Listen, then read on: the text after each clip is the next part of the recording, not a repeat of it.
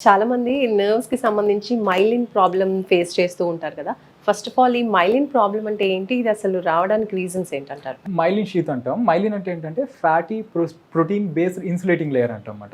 ఇదేంటంటే మనకి electrical impulses క్విక్‌గా ట్రావెల్ చేయడానికి అలానే కమ్యూనికేషన్ అండ్ సపోర్ట్‌కి హెల్ప్ అవుతుందన్నమాట. ఓకే. మనకి ఎక్కడైనా మైలిన్ డ్యామేజ్ అవుతే ఎలా ఉంటుందంటే ఈ విజన్‌లో చేంజెస్ కానీ, ఈ నమ్నెస్ కానీ, టింగ్లింగ్ సెన్సేషన్స్ కానీ, అలానే ఎక్స్‌ట్రీమ్ టైర్డ్‌నెస్ ఉంటుందన్నమాట. And pins and needle sensations కానీ, ఈ షాక్ లైక్ సెన్సేషన్స్ కానీ ఇవన్నీ చూస్తుంటాం మనం. ఓకే.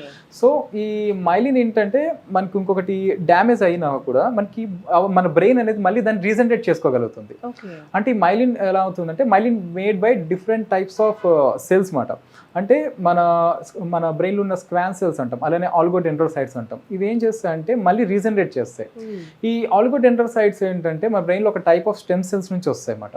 దాన్నే మనం ఓపీసీఎస్ అంటాం, ఆలిగోడెండ్రోసైట్ ప్రొజినేటర్ సెల్స్ అంటాం అన్నమాట. వీటి నుంచి మనకి మైలిన్ అనేది మళ్ళీ రీజనరేట్ అవుతుంది.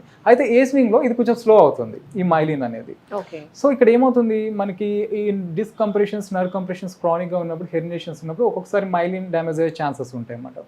ఈవెన్ నర్వస్ సిస్టమ్ ఇష్యూస్లో కానీ, డయాబెటిక్ న్యూరోపతిలో కానీ, అదర్ హెల్త్ డిసీజెస్లో కానీ ఈ మైలిన్ ఒక్కొక్కసారి డ్యామేజ్ అవుతుంది మనకి బ్రెయిన్ డిసీజెస్లో కానీ. సో మనకి ఏమవుతుందంటే మనకి ఎక్కువ ప్రాబ్లం ఉన్నప్పుడు ఈ మైలిన్ రీజనరేట్ అవ్వడం అనేది స్లో అయిపోతుంది అనమాట.